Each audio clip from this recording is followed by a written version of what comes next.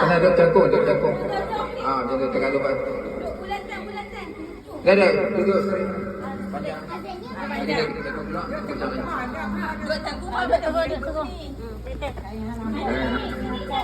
Jangan bagi nampak kaki pun.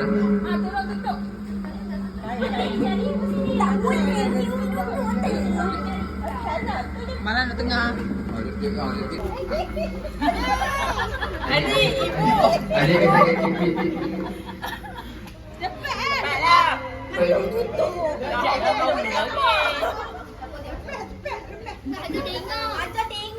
Ibu mah. Mak cari ibu cepat. Okey, duduk belakang. Okey. Jangan lari ya.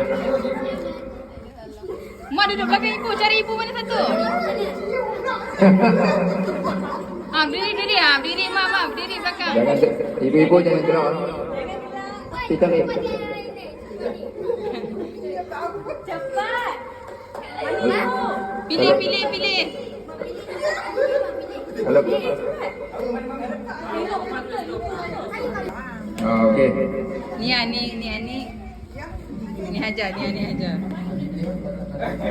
Ibu-ibu boleh buka.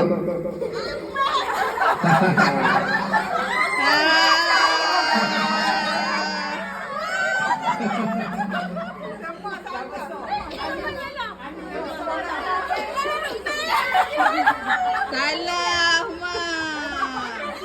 Semua salah. Pakcik ni sama.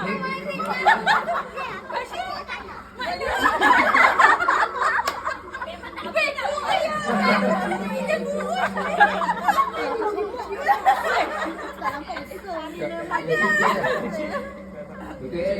Yang cik okey. Salah.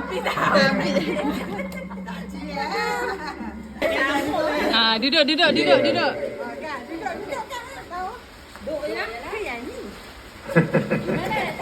Diam. Anak siapa yang tak kenal? Bau.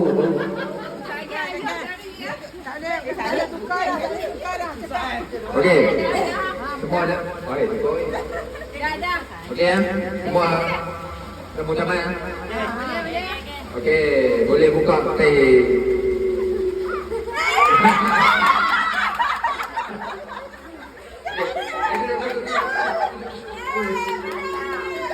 Duduk. Betul. Tengok siapa yang betul. Duduk. Mak, salah Mak. Okey, yang siapa dia?